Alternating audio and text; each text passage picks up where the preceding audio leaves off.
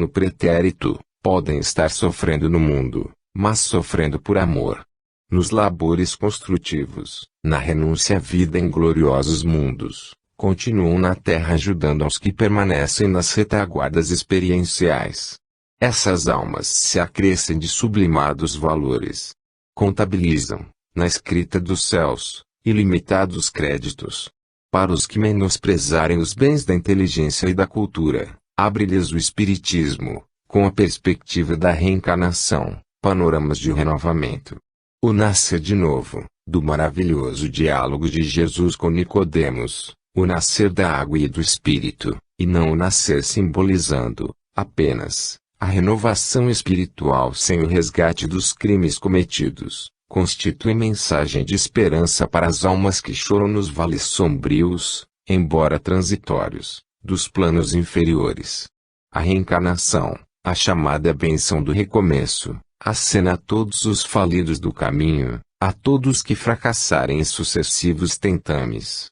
Oferta-lhes a certeza de novas existências reparadoras e de aprimoramento.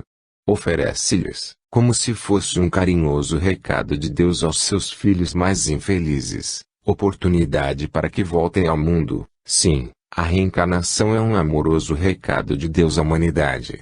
Permite-lhes o retorno à ribalta terrestre, para, com atos positivos do bem, neutralizarem os perniciosos efeitos gerados por atos negativos do mal, nos desvios da inteligência e na perversa aplicação da cultura não evangelizada.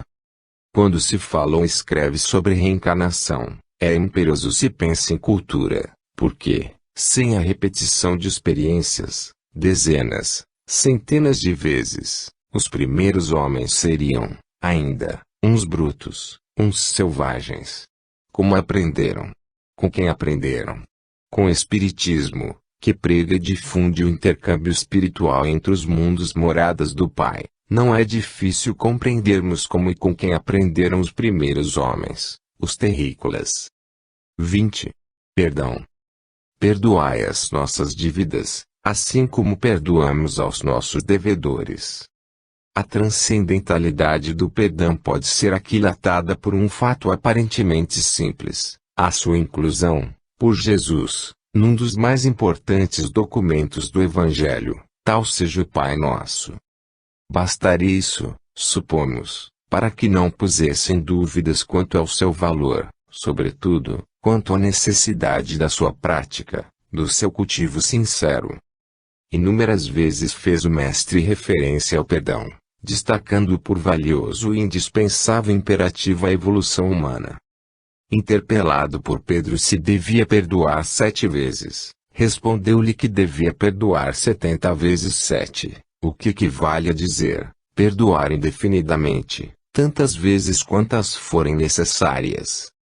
Evidentemente, não tinha Jesus a intenção de fixar, em 490 vezes, que é o produto da multiplicação 70 vezes 7, o número de vezes para o seu exercício.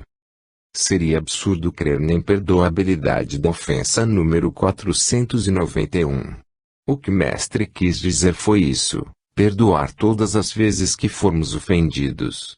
10 ou 20, 100 ou 500, 1000 ou 10.000, bilhões ou bilhões de bilhões. Perdoar indefinidamente.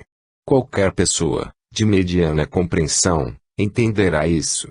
Quando o mesmo Pedro, esquecida do conselho do Cristo, cortou a orelha do servo do sumo sacerdote, no Getsemane, renovou-lhe o ensino do perdão, ordenando, embainha tua espada, porque quem mata pela espada perecerá.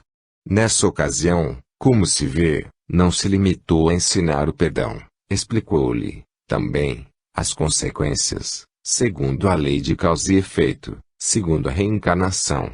Quando ensinava o Pai Nosso aos discípulos, acentuava, se, porém, não perdoardes aos homens, tampouco vosso Pai vos perdoará as ofensas. Do Pai Nosso se explicou Jesus o parágrafo referente ao perdão, o que é bem significativo, eis o que lhe mostra a importância.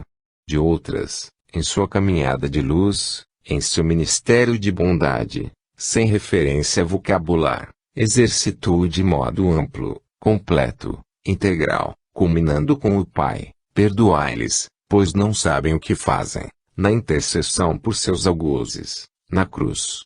Incluindo, entretanto, no Pai Nosso, quis Jesus fazer um legado permanente, definitivo, à humanidade.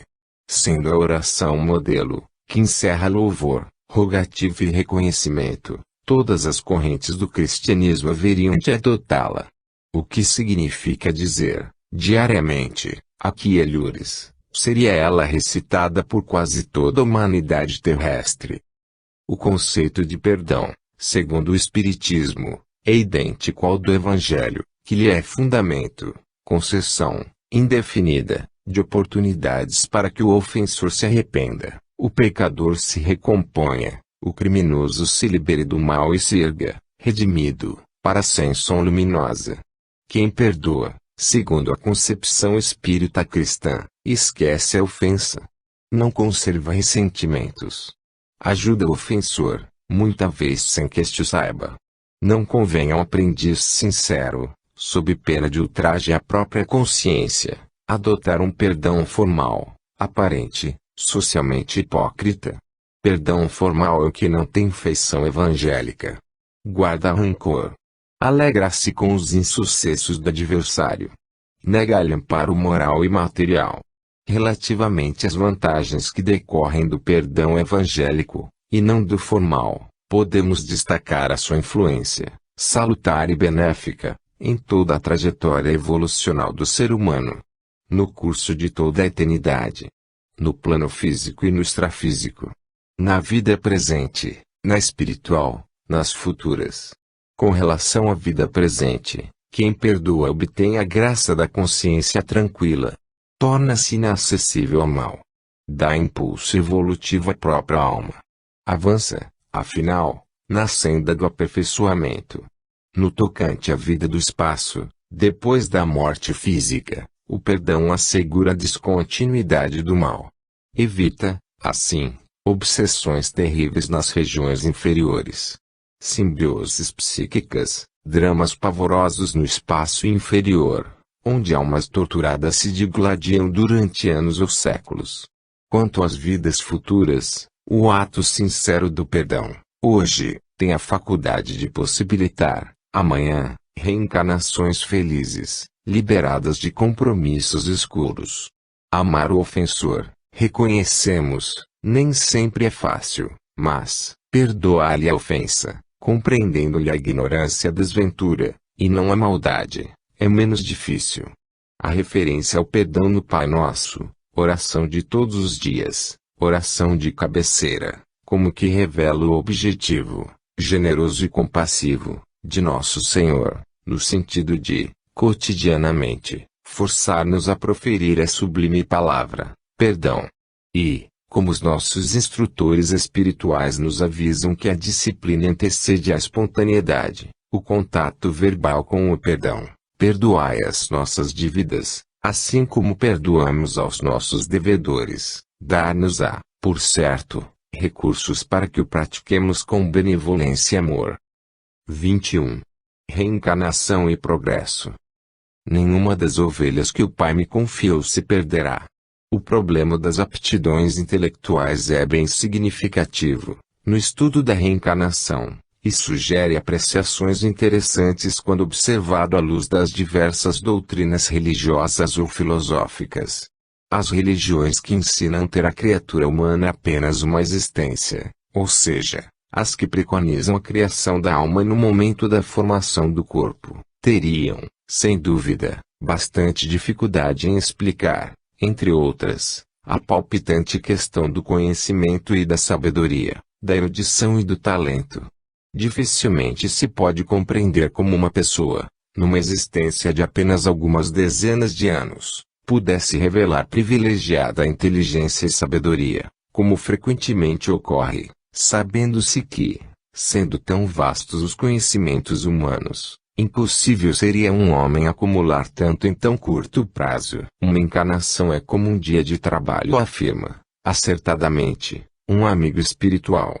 Daí a nossa dificuldade em compreendermos como poderia um homem realizar vastas e apreciáveis conquistas intelectuais, nos mais variados campos do saber, num período de 6, 7 ou mesmo 8 dezenas de anos. E essa dificuldade aumentaria, mas, se catalogássemos os homens que, em idênticos períodos, nada ou quase nada aprenderam nos templos do saber. Ficamos, assim, numa expectante e dolorosa alternativa: o Deus, Supremo Criador de todas as coisas, e parcial e injusto, porque cria e põe no mundo sábios e ignorantes, quando a todos os seus filhos deveria dar, como fazem os mais imperfeitos pais terrenos, as mesmas possibilidades. Ou seremos inevitavelmente levados a aceitar a tese das religiões reencarnacionistas: cada existência representa um elo de imensa cadeia de sucessivas vidas, durante as quais o espírito aprende e cresce, evolui e se enriquece de valores novos e consecutivos. O espiritismo é reencarnacionista, como tal, ensina a doutrina das existências múltiplas, das vidas que se renovam, como faz a maioria das doutrinas antigas. O conjunto dos ensinamentos espíritas gira em torno do seguinte enunciado filosófico: nascer, viver, morrer, renascer ainda, progredir continuamente, tal é a lei. O espiritismo fixou nessa admirável sentença sua estrutura doutrinária, fornecendo uma chave de luz para intrincados problemas que têm desafiado a argúcia, a cultura e o talento de inúmeros pensadores, em todas as épocas da humanidade. A reencarnação nos faz compreender a Deus por suprema inteligência e suprema justiça. Faz-nos compreendê-lo por infinita perfeição e infinita misericórdia. Deus nos é mostrado, através da reencarnação, justo e bom, criando almas simples e ignorantes, a fim de que, pelo esforço próprio, ascendam todas aos pináculos evolutivos, no rumo da perfeição com Jesus. Aceitando a reencarnação, não temos dificuldade em compreender a promessa do Mestre. Nenhuma das ovelhas que o Pai me confiou se perderá. À luz da reencarnação, o que era nebuloso se tornou límpido. A interpretação do Evangelho se tornou menos difícil. Mais compreensivo se tornou o pensamento de Jesus. O que era confuso e indecifrável, passou a refletir, espontânea e naturalmente, a meridiana claridade do bom senso e da lógica. A explicação palingenésica leva-nos, afinal, a melhor compreendermos porque existem sábios e ignorantes no mundo, cruzando as mesmas ruas, sofrendo as mesmas dores, respirando o mesmo oxigênio, sem que sejamos, dolorosa e tristemente, compelidos a aceitá-lo como um pai que usa, com os seus filhos, 2 pesos e 2 medidas. A cultura, o conhecimento, o progresso, enfim, decorrem desse maravilhoso encadeamento de existências, durante as quais a alma adquiriu e armazenou valiosos patrimônios intelectuais. Sem a tese reencarnacionista, a explicação do progresso das humanidades permanece incompleta, ou, pelo menos, incompreensível. O observador imparcial, o historiador sensato e o homem desprovido de preconceito hão de estar conosco, nessa afirmativa. 22. Vigilância. Cingidos estejam vossos corpos e acesas as vossas candeias. As condições em que despertaremos, na espiritualidade, após a morte corporal, dependem, efetiva e indisfarçavelmente, do nosso estado evolutivo. Do rumo que tivermos imprimido aos nossos passos. Do esforço evangélico empreendido. Da maneira como tivermos sabido valorizar o tempo. O Espiritismo ter-se, sobre este assunto, oportunas e valiosas considerações, aclarando, assim, o pensamento do Mestre. A situação do homem, após a desencarnação, suscita o interesse para os primeiros instantes de vida na esfera subjetiva. O acordamento, em si mesmo, como fenômeno insólito, estranho, surpreendente, inesperado. A recuperação gradual da memória, no perispírito, com a consequente lembrança dos fatos que nos poderão dar paz ou desassossego. O reencontro com amigos e adversários, em planos determinados pelo nosso peso específico. A resposta da lei é nossa vigilância na fraternidade ou a nossa insensatez ante a grandeza da vida, mediante indefiníveis júbilos ou insuportáveis tormentos. O conhecimento, espontâneo ou compulsório, segundo as circunstâncias e necessidades educativas, de outras existências, assinalando, nos quadros da memória supranormal, reminiscências suaves e doces, ou dolorosas e amargas. O grau, a natureza, a duração de nossos retrospectos mentais.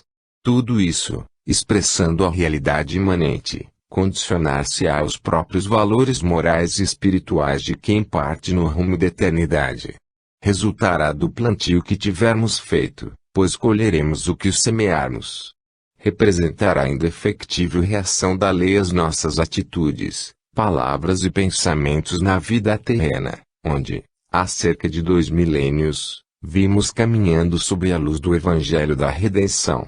Tudo isso, repetimos, dependerá da maior ou menor firmeza com que nos tivermos conduzido no mundo. A palavra de ordem, portanto, enquanto estamos no plano físico, deve ser vigilância, vigilância, vigilância. Evidentemente, o Mestre não pede santificação da noite para o dia. Ninguém adormece pecador, para despertar angelificado.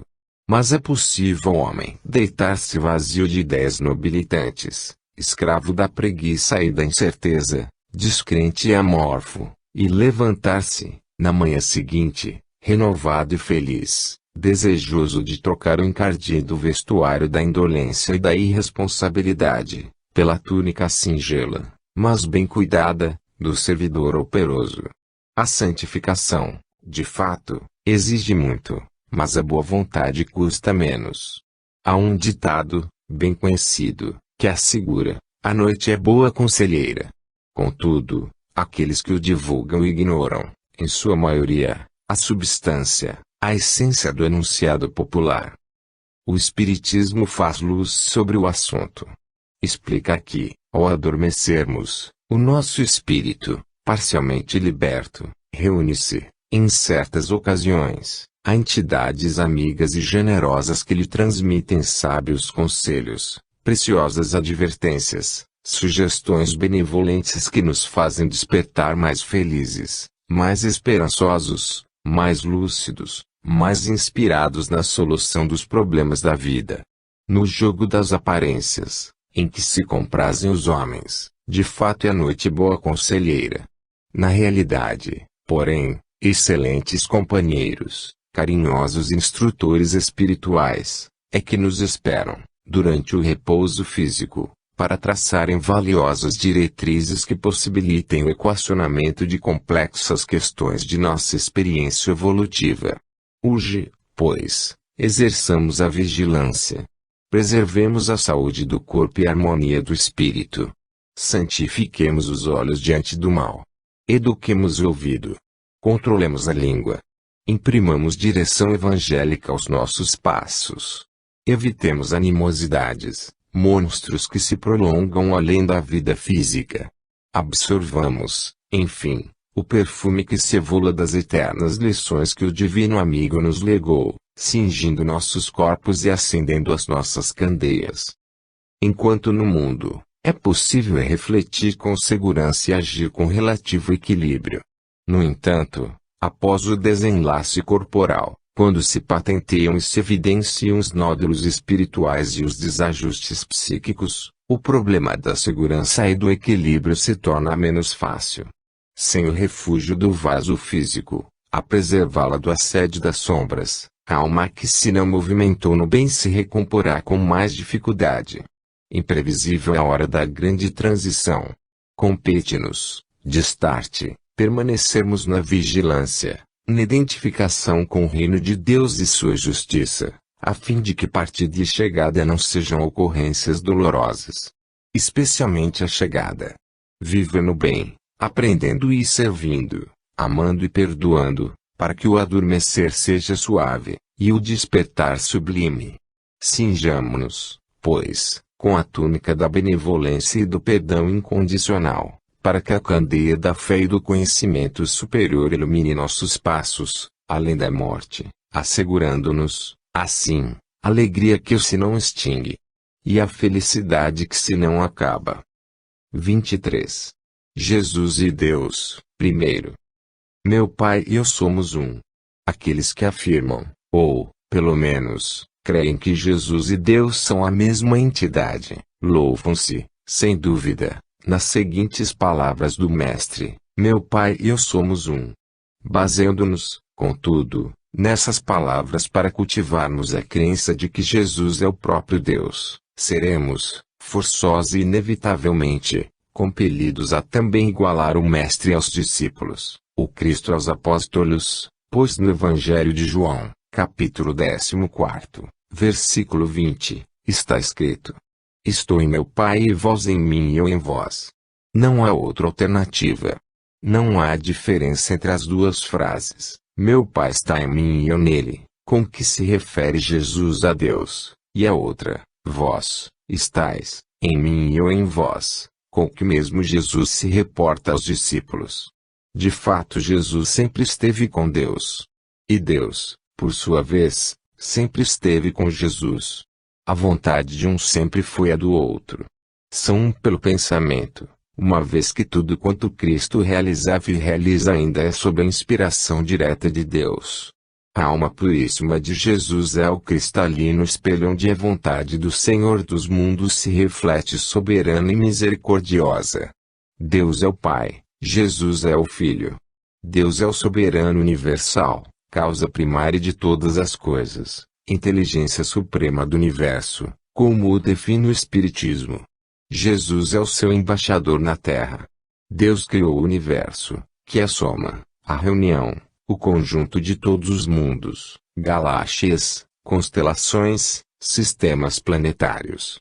Jesus, seu enviado, presidiu a formação do orbe terrestre, daí ter afirmado: sou o princípio de todas as coisas, eu que vos falo.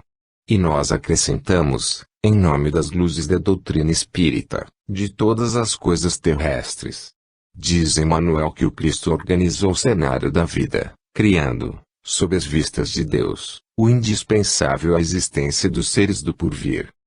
Em todas as suas referências, Jesus sempre esclarece que não é Deus, que não é onipotente, que a sua vontade está condicionada à do Pai. Em comovedora, constante e sublime demonstração de obediência e compreensão filiais, põe sempre acima do seu poder de Deus.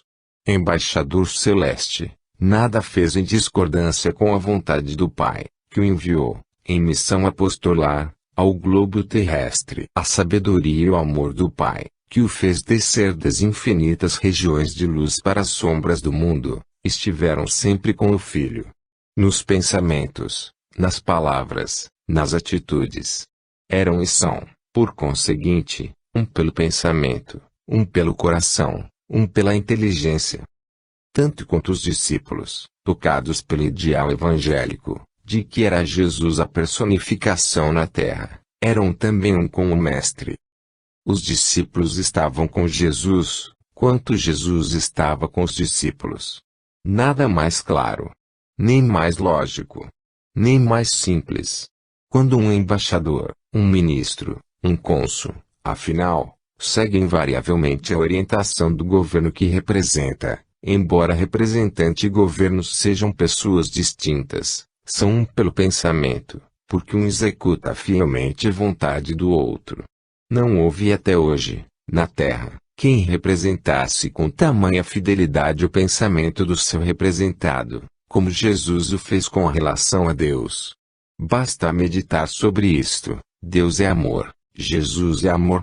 Deus governa o universo, de que a Terra é minúsculo departamento. Jesus é o mandatário do Pai neste mundo. Mas são um pelo pensamento. 24. Jesus e Deus, segundo. Meu Pai, nas tuas mãos entrego a minha alma. Vai o Espiritismo ganhando terreno não só no coração, mas também na consciência da humanidade, em virtude da lógica de sua doutrina e da clareza com que estuda e elucida os problemas da evolução espiritual. E como os explica com simplicidade, a cada dia mais se vê os seus adeptos defrontados com variadas interpelações, das mais simples às mais complicadas. Percebe-se, no homem moderno, a ânsia do conhecimento. E como quem está sequioso procura, naturalmente, dessedentar-se, vence o espiritismo constituindo, sob os clarões do Evangelho, a fonte generosa que a todos ampara, na sublime missão de servir. Inegavelmente vem sendo a doutrina espírita poço de Jacob da atualidade. Localizado à margem do caminho, fornece aos viajores a preciosa linfa do esclarecimento e da consolação. Assim sendo, cresce a responsabilidade dos que lhe abraçam os ideais renovativos, eis que se tornam alvo de expressivas indagações, inclusive das que se referem à personalidade de Jesus, que, no parecer de muita gente, é o próprio Deus. Embora dispensando o maior apreço à opinião dos que pensam, aceitam e difundem a ideia de que Jesus e Deus são a mesma entidade, somos compelidos a abordar, com sincera genuflexão, o delicado e transcendente problema.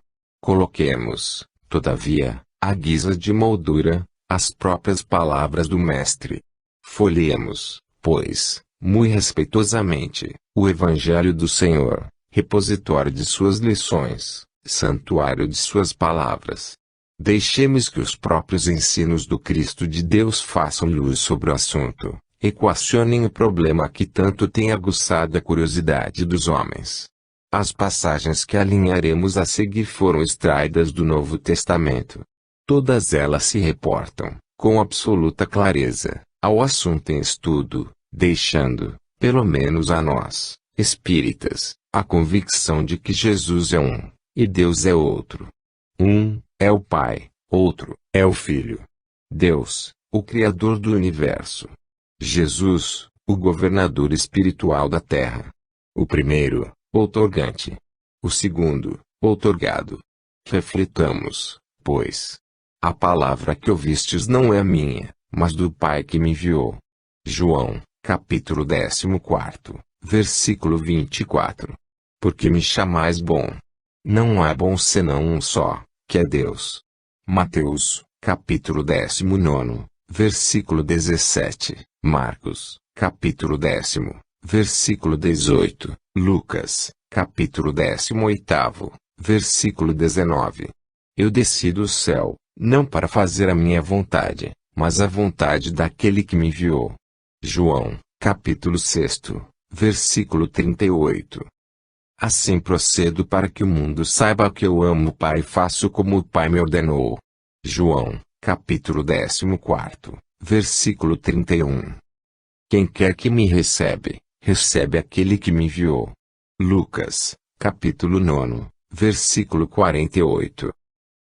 Agora procurais dar-me a morte, a mim que vos tenho dito a verdade que aprendi de Deus. João, capítulo 8, versículo 40. Ainda estou convosco por um pouco de tempo e vou em seguida para aquele que me enviou. João, capítulo 7, versículo 33. E eu rogarei ao Pai, e ele vos dará outro Consolador a fim de que esteja para sempre convosco. João, capítulo 14, versículo 16. Se me amasses, alegrar-vos-eis de que eu vá para o Pai, pois o Pai é maior do que eu. João, capítulo 14, versículo 28. Meu Pai, se for possível, afasta de mim este cálice. Mateus, capítulo 26, versículo 39. Mais adiante, no versículo 42, continua a sublime e incompreendida conversação com Deus. Meu Pai, se não é possível passar de mim este cálice, sem que eu beba, faça-se a tua vontade. Mais adiante, ainda, o incisivo, admirável, incontrovertido apontamento de Lucas, capítulo 23, versículo 46, meu Pai, nas tuas mãos entrego a minha alma. Jesus declara que a palavra ouvida não foi sua, mas do Pai. Que ele não é bom, mas Deus o é. Que não desceu do céu para fazer a sua vontade, mas a daquele que o enviou. Que ama o Pai. Que quem o recebe, recebe aquele que o enviou. Que aprendeu a verdade de Deus. Que vai para junto daquele que o enviou. Que rogará ao Pai e ele nos dará outro Consolador. Que, se o amássemos, alegrar-nos-íamos de que fosse para o Pai. Que o Pai é maior do que ele. Pede que o cálice seja afastado dele, se possível. Que, se não for possível, se faça a vontade do Pai. Entrega, afinal, nas mãos de Deus o seu espírito, a sua alma. 25. Jesus e Deus, terceiro. Herdeiros de Deus e co-herdeiros de Jesus Cristo. No exame do problema da identidade de Jesus com Deus, do Filho com o Pai, é justo e conveniente auscultemos, também, a opinião dos apóstolos. Precisamos conhecer o pensamento, o testemunho daqueles que foram vasos escolhidos para o ministério evangélico. Diz Allan Kardec, com a prudência e sensatez que lhe caracterizavam o espírito, de todas essas opiniões, as de maior valor são, incontestavelmente, as dos apóstolos, uma vez que estes o assistiram em sua missão, e uma vez também que, se ele lhes houvesse dado instruções secretas, respeito à sua natureza, alguns traços dessas instruções se descobririam nos escritos deles. Tendo vivido na sua intimidade, melhor do que ninguém haviam eles de conhecê-lo. Ouçamos a palavra de Pedro, o velho Bajonas, que assistiu a Jesus desde a primeira hora. O Deus de nossos pais ressuscitou a Jesus, que vós fizestes morrer, pendurando no madeiro. Atos, capítulo 5, versículo 30. Varões israelitas, atendei a estas palavras. Jesus, o Nazareno, varão aprovado por Deus diante de vós. Atos, capítulo 2, versículo 22. A este Jesus, Deus ressuscitou, do que todos nós somos testemunhas. Atos, capítulo 2, versículo 32. Que, pois, toda a casa de Israel saiba, com absoluta certeza, que Deus fez Senhor e Cristo a esse Jesus que vós crucificastes. Atos, capítulo 2, versículo 36. Foi por vós, primeiramente, que Deus suscitou seu Filho e vos enviou para vos abençoar, a fim de que cada um se convertesse da sua má vida. Atos, capítulo 3, versículo 26. Ouçamos, agora, a Paulo de Tarso, o erudito e sublimado doutor dos gentios. Paulo de Tarso, o ardoroso discípulo de Gamaliel e seu presumível substituto no Sinédrio. Conheçamos, também, o vigoroso e inspirado pensamento do notável bandeirante do Evangelho do Reino, cujos escritos prepararam os primeiros formulários da religião cristã. Se o confessais de boca que Jesus Cristo é o Senhor e se credes do que Deus o ressuscitou dentre os mortos, sereis salvos. Romanos, capítulo 10, versículo 9. Porque se nós, quando inimigos fomos reconciliados com Deus mediante a morte do seu Filho, muito mais, estando já reconciliados, seremos salvos pela sua vida. Romanos, capítulo 5, versículo 10. Deus, em sua bondade, tendo querido que ele morresse por todos, por ser ele bem digno de Deus. Hebreus, capítulo 2, versículo 9. Se somos filhos, somos também herdeiros, herdeiros de Deus e co-herdeiros de Jesus Cristo. Romanos, capítulo 8, versículo 17. Como se vê, assimilando o pensamento de Jesus, os apóstolos dão testemunho sobre a personalidade do Mestre. Dezenas de passagens semelhantes poderiam ser alinhadas, sem qualquer dificuldade, todas elas estabelecendo clara distinção entre Deus e Jesus, entre o Pai e o Filho. Depois do alto pronunciamento do Cristo, inegavelmente as opiniões mais abalizadas são as dos apóstolos, uma vez que participaram da vida de Jesus, em todos os instantes da sua atividade pública. Privaram da intimidade do Senhor. Recebiam-lhe, diretamente dos lábios, os ensinos e as instruções. Ouviam-lhe, diuturnamente, as lições de eterna beleza e de eterna sabedoria. Acatar-lhes, pois, o pensamento, constitui homenagem viva de nossas almas àqueles homens pelo próprio Mestre escolhidos, e pré-escolhidos, para o ministério evangélico. Se a palavra de Jesus e as opiniões dos apóstolos nos merecem fé, não tenhamos dúvida em afirmar que Deus é um, e Jesus é outro. Deus é o Pai. Jesus é o Filho. E nós, os humanos, somos os irmãos de Jesus. Herdeiros de Deus. Herdeiros de Jesus. 26. Reconciliação. Os meus discípulos serão conhecidos por muitos se amarem. Relativamente à vida presente, a reconciliação com os adversários proporciona uma série de inapreciáveis benefícios. Paz na consciência, o maior tesouro que o homem pode desejar no mundo. Ausência de inquietações e remorsos, patrimônio que ajuda na aquisição do equilíbrio interior. Sono tranquilo, assegurando o bem-estar espiritual enquanto o corpo descansa. Despertar sereno, premiando o coração que se enriqueceu de experiências novas, no contacto com benfeitores desencarnados. Construção de preciosas amizades, nesta e na vida extrafísica, o que é fundamental para todos nós, especialmente os imortalistas reencarnacionistas. A inimizade é uma brasa no coração humano. Queima, fere, abre chagas profundas. Faz sangrar por muito tempo. Quando nos dispusermos a compreender e seguir o conselho do Mestre, os meus discípulos serão conhecidos por muitos se amarem. Nossos corações inundar-se-ão de um júbilo diferente. De um júbilo sublime, que nenhum tesouro do mundo pode substituir ou compensar. Feliz a criatura que diariamente, após honesto exame de consciência, pode dizer: a minha alma está virgem de ressentimentos. Não sinto, dentro de mim, nem ódio, nem rancor, nem desejos de vingança. Não tenho inimigos. A todos estimo, a todos prezo, a todos desejo o bem. Podem existir criaturas que não me compreendam as atitudes, o idealismo, mas eu as compreendo.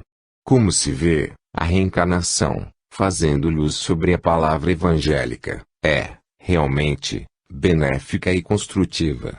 Favorece a extinção não só dos antagonismos do pretérito, em geral promovidos por nós mesmos, como também ajuda a dissolver as inimizades que a nossa vigilância forjou no presente. Com vistas ao amanhã, a confraternização com os adversários, em outras palavras, a reconciliação com os inimigos, aconselhada por Jesus, apresenta vantagens, de natureza espiritual, imprescindíveis ao nosso progresso. Assegura-nos, hoje, aquela euforia que nos dará, amanhã, em definitivo, a verdadeira felicidade. A maioria das obsessões resulta de ódios que se fixaram, no tempo e no espaço, na poeira dos séculos e milênios, pela incapacidade do perdão recíproco. Conhecemos casos de vingança que atravessaram a noite escura dos tempos, desceram ao abismo dos milênios, levando hoje à alucinação e à delinquência almas que praticaram ou se acompliciaram em crimes hediondos. A estima fraternal garante, para o porvir de nossas lutas evolutivas, reencarnações liberadas de penosos compromissos e dolorosas consequências. O desatamento de laços hostis, ou, simplesmente, antipáticos, que muita vez distanciam companheiros de jornada, abre aos nossos espíritos sublimes oportunidades de construirmos, em vez de apenas reconstruirmos. Tais considerações, formuladas à base do raciocínio palingenésico, demonstram a sabedoria de Jesus, quando afirmou que o Espírito de verdade restauraria os seus ensinamentos. Quanta lógica e quanto bom senso! Quanta claridade nos conceitos evangélicos, se interpretados à luz do Espiritismo! O nosso coração se enriquece, a nossa alma se torna feliz, a nossa consciência se ilumina, por havermos aceito esta fortuna, este patrimônio inavaliável que o Cristo de Deus, através da personalidade missionária de Allan Kardec, legou à humanidade planetária. Reconciliemo-nos, pois, com os adversários, de ontem e de hoje, se os tivermos, na certeza inabalável de que o perdão irrestrito, com esquecimento de toda falta, abrir-nos a porta que nos introduzirá, mais tarde, no santuário de luz da vida infinita. E não esqueçamos, a benefício da nossa própria felicidade, agora e sempre, a suave advertência de nosso Senhor Jesus Cristo: os meus discípulos serão conhecidos por muitos se amarem. 27. O Cristo vitorioso. Estava ali um homem, enfermo havia 38 anos. Havia em Jerusalém o tanque chamado Betesda, que, periodicamente, adquiria propriedades curativas, depois que um anjo, ou espírito superior, descia e agitava as águas, magnetizando-as. Quem entrasse primeiro, uma vez agitadas as águas, ficava curado de qualquer doença. Era natural, e bem humano, que ali se reunisse uma multidão de enfermos, esperando o momento exato em que o celeste mensageiro deveria agitar o tanque, em nome das forças do bem. Bem humano, também, era a disputa que se verificava, um procurando antecipar-se ao outro, pois, como era notório, quem primeiro entrasse ficaria curado. Entre os doentes, naquele dia, encontrava-se um homem acometido de paralisia havia 38 anos. Um paralítico no meio de dezenas de paralíticos. Jesus passava na direção do templo, para as festividades israelitas. Vendo aquele homem no auge da ansiedade, perguntou-lhe: queres ser curado? E, ante a melancólica explicação do paralítico, de que não podia caminhar, diz-lhe o mestre: levanta-te, toma o teu leito e anda. O episódio sugere inúmeras considerações. É de se notar, em princípio, a espontaneidade de Jesus, no interesse por aquele enfermo, cuja atitude não foi igual à de outras personagens beneficiadas pelo Senhor. Bartimeu, por exemplo, o conhecido cego de Jericó, atraiu a atenção de Jesus com tremendo alarido: filho de Davi, tem misericórdia de mim, insistindo de tal modo que muitos o repreendiam. E o divino amigo, compadecendo-se, restituiu-lhe a visão corporal. De outra vez, um homem coberto de chagas prostrou-se-lhe aos pés, suplicando: Senhor, se quiseres, podes purificar-me. A mulher cirofenícia, cuja filha fora tomada por um espírito obsessor, pediu tanto a Jesus que a curasse, que os discípulos, irritados, rogavam ao mestre: despede-a, pois vem chorando atrás de nós. Mas Jesus, exaltando-lhe a fé, atendeu-a. Com o paralítico do tanque das ovelhas, tudo se passou diferentemente. Ele não reconhecera Jesus. Não lhe pedira que o curasse. Não sabia que o mestre por ali andava. O que desejava, isto sim, era dar o mergulho salvador em primeiro lugar. Ignorava que o Cristo podia curá-lo com um simples pensamento, com uma simples vibração, com um simples impulso de sua vontade. Era paralítico e ninguém o conduzia ao tanque. Eis a sua resposta, franca e sincera, ao ser interrogado por Jesus. Por suas palavras, depreende-se que desejava apenas ajuda física. Senhor, não tenho quem me ponha no tanque, quando a água é agitada, pois, enquanto eu vou, desce outro antes de mim. Ouve, então, o gesto sublime, espontâneo, generoso, fraternal. Levanta-te, toma o teu leito e anda. O amor de Jesus transcende fronteiras. Abrange o universo. Limitado em suas expressões de fraternidade, pretende o homem, quase sempre, bitolar, medir, estereotipar o amor do Cristo, enclausurar-lhe a misericórdia. Esquecido do tende por templo, o universo por imagem, Deus por lei, a caridade por altar, a consciência. Situa-o, muita vez, entre as quatro paredes de uma igreja, de uma casa. O fenômeno, contudo, é compreensivelmente humano e humanamente compreensível.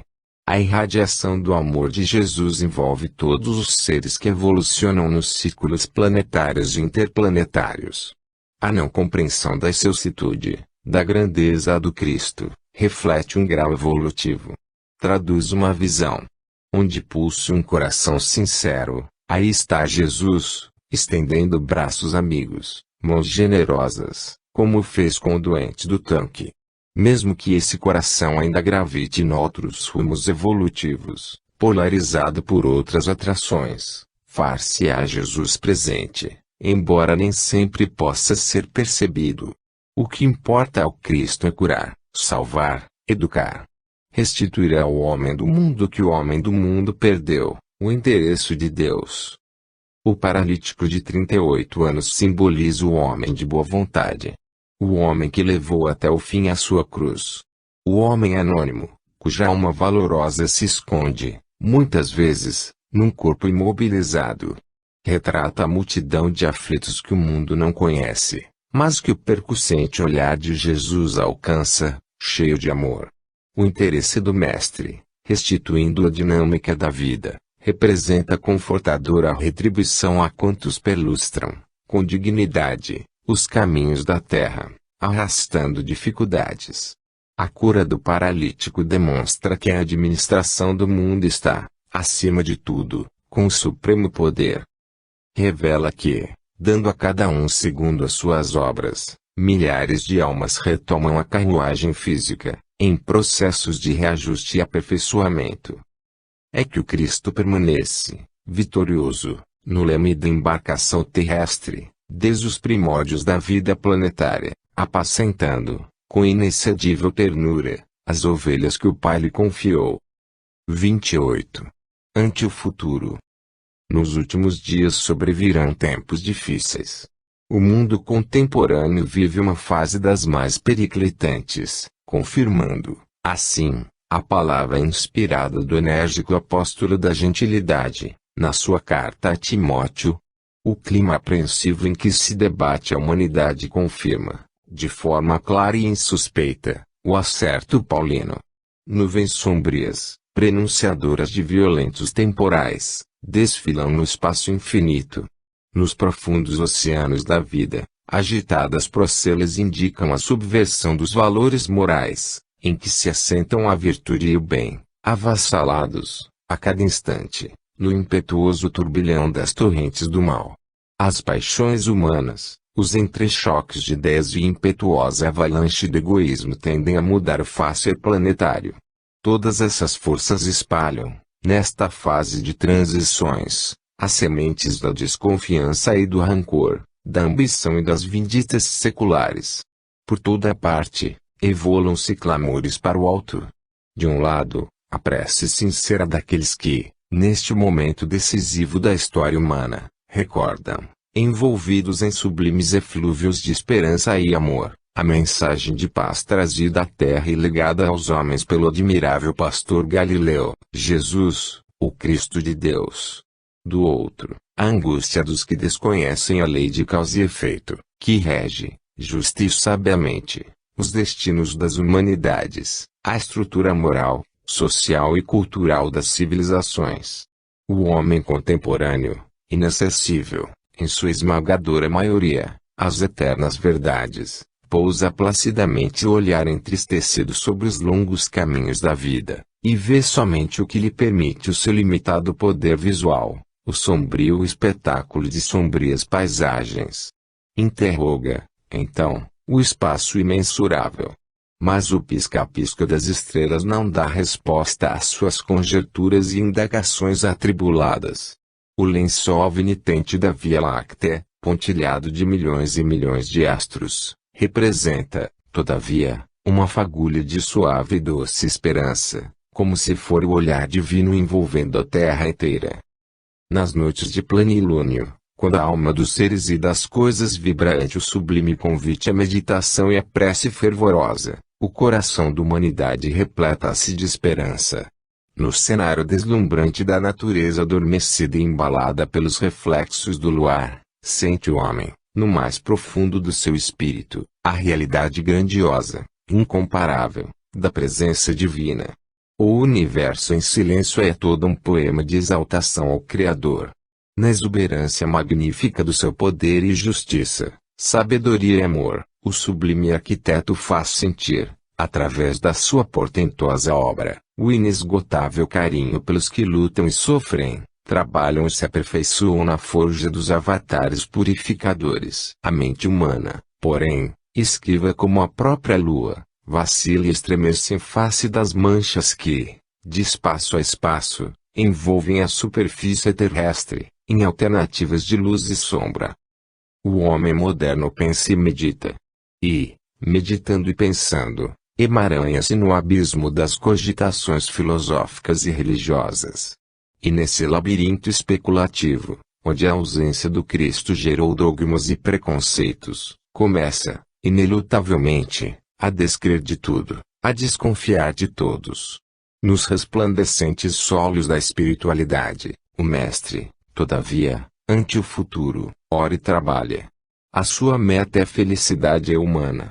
Aqui embaixo, na Terra, religiões centenárias e milenárias, infensas ao processo evolutivo da vida, em todas as suas manifestações, agrilhoadas a perecíveis dogmas de fé, respondem, sem dúvida, por essa tendência séptica que se vai infiltrando na consciência dos homens, especialmente dos homens que estudam e meditam, analisam e observam. A velha teoria do crer por ouvir dizer está, evidentemente, fora das cogitações do homem moderno.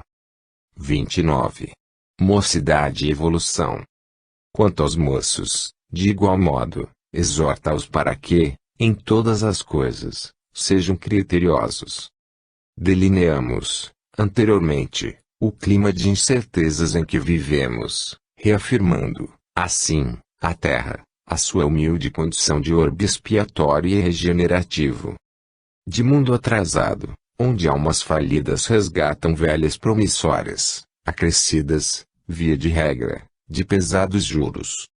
O desajuste universal, o clima saturado de vibrações inferiores, a tendência ao negativismo, tudo isso aí se encontra, iniludível e concreto, convocando os homens de boa vontade para as alegrias da tarefa nobre, do serviço edificante. Façamos, pois, de Jesus, o depositário infalível de nossas esperanças, o guia real da humanidade, o orientador por excelência. Paulo de Tarso, escrevendo a Tito, orientou no sentido da preparação dos moços para as tarefas do Evangelho, estimulando-os à conduta criteriosa em todas as coisas. Para as criaturas experimentadas nos infatigáveis labores de uma existência digna, e, de modo particular, para os moços, é oportuna a exortação do apóstolo. Os que renascem, agora, enfrentando novas lutas e tarefas, defrontando-se com um mundo realmente adverso, estão sendo convocados para os divinos empreendimentos da evolução, que exigem, de fato, critério e firmeza. O campo de trabalho desdobra-se em novas e sublimes atividades, propulsores naturais do progresso e do aperfeiçoamento moral dos povos, concitando os idealistas aos labores santificantes. Na luta em prol da evolução, impõe-se o congraçamento dos valores espirituais da juventude, à luz dos ensinos do cristianismo redivivo. Faz-se mister, do Oriente ao Ocidente, o conjugamento de todas as energias morais, a fim de que seja mantido o edifício evangélico, levantado no solo palestinense à custa de suor, sangue e lágrimas. É indispensável a preservação das magníficas conquistas que uma parcela da humanidade guarda no sagrado escrínio dos seus mais fecundos labores. O momento, pois, é de luta pelo aprimoramento. A hora é de trabalho. A evolução é indeclinável imperativo. A seara é grande, mas os trabalhadores são poucos, assevera o mestre. A mocidade tem que reservar, no seu coração, um lugar para a mensagem do Cristo. Tem que se nutrir dessa mensagem, viver dessa mensagem, aperfeiçoar-se em função dessa mensagem sublime e eterna. Somente o Evangelho do Senhor tem o poder de renovar o homem que se desviou, a sociedade que se extraviou, o mundo que perdeu o equilíbrio. Ele é o fundamento da ordem e do progresso. O Evangelho é amor, na sua mais elevada expressão. Amor que unifica e constrói para a eternidade. amor que assegura a perpetuidade de todos os fenômenos evolutivos. E o Cristo recomendou, suavemente, amai-vos uns aos outros, como eu vos amei. Seríamos reconhecidos por discípulos seus, pelo amor que ofertássemos aos companheiros de romagem. Somente o Evangelho aproximará os homens, porque ele é caridade. E a caridade é mansa e pacífica. Não humilha. É paciente. Não guerreia, porque perdoa 70 vezes 7. O Cristo, Mestre e Senhor, avisou-nos de que a cada um será dado na razão direta das obras praticadas. Allan Kardec, o insigne missionário, recordou a advertência do Mestre dos Mestres com a legenda sublime: fora da caridade não há salvação. Somente o Evangelho, sentido e praticado, evitará as lutas, o morticínio entre irmãos, porque da árvore do Evangelho vicejam os sentimentos do amor e os frutos do perdão incondicional. A Boa Nova é o fundamento da evolução e o campo de trabalho ideal para a mocidade. Evolução com a mocidade e mocidade para evolução. Quem ama, com o Evangelho, perdoa sempre. Quem perdoa, com o Evangelho, esquece ofensas. Quem esquece ofensas, sob a inspiração do Evangelho, confraterniza com todos. Quem confraterniza com todos, a sombra acolhedora do Evangelho, aplaina dificuldades, remove obstáculos. Quem aplaina dificuldades consolida, para a eternidade, no tempo e no espaço, os fundamentos da evolução com Jesus. 30. Livre-arbítrio. Conhecereis a verdade e a verdade vos tornará livre.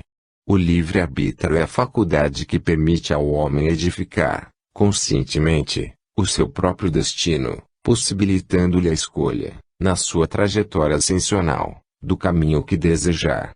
Limitado a princípio, vai se expandindo à medida que o homem cresce em espiritualidade. Quanto mais evoluído o ser, mais amplo o seu livre-arbítrio, maior o seu direito de fazer certas escolhas, no campo da vida, assumindo assim, a pouco e pouco, o comando definitivo de sua ascensão. Livre-arbítrio e responsabilidade individual desenvolvem-se, simultaneamente, no aprendizado humano. O homem de evolução primária tem o livre-arbítrio limitado, restrito. Equivale ao sentenciado que a lei pune, sem transigências, submetendo-o à reclusão onde melhor convém aos interesses da lei e da sociedade. A sociedade e a lei não confiam nele. O homem de evolução mediana tem sua esfera deliberativa menos restrita. Corresponde ao recluso que, submetido à disciplina dos códigos, recebe dos códigos certas concessões, geralmente atribuídas aos que, no cumprimento de suas penas, demonstram boa vontade e obediência, respeito e compreensão. O homem evolvido é o ex-sentenciado, o que já se libertou e corrigiu. Provas e expiações, disciplinações e corretivos foram-lhe o caminho para a libertação definitiva. Nada mais deve à lei e colabora, na sociedade, para que se restaurem a justiça e a fraternidade, a harmonia e o progresso. É livre para agir, porque discerne o bem do mal, a verdade da mentira, a luz da sombra. Conhecendo a verdade o fez livre. De sua atuação resultam o trabalho e a prosperidade, o fortalecimento e a segurança das peças que constituem, que formam o mecanismo das coletividades. Um dia, no curso dos milênios, o nosso livre-arbítrio se harmonizará plenamente com a verdade total, com as deliberações superiores. Nesse dia saberemos executar, com fidelidade, o pensamento do Cristo, Mestre e Senhor nosso. Nesse dia, do qual ainda distamos muito, diremos com o apóstolo da gentilidade: não sou eu quem vive, mas o Cristo que vive em mim. Tal se dará quando tivermos superado as imperfeições. Quando nos integrarmos, em definitivo, pelo coração e pela inteligência, nos preceitos morais e fraternistas do Evangelho. Sem aquisições elevadas, com base nos ensinos do Celeste enviado, a liberdade nos leva a quedas e fracassos, que redundam, geralmente, em clamorosos débitos e amargas expiações. Abusando da força, esmagamos os fracos. Exorbitando do poder, através da liberdade mal dirigida, oprimimos os humildes. Utilizando mal a inteligência, confundimos os menos esclarecidos. Se o livre-arbítrio é faculdade que se origina, em princípio, de aquisições intelectivas, o coração bem formado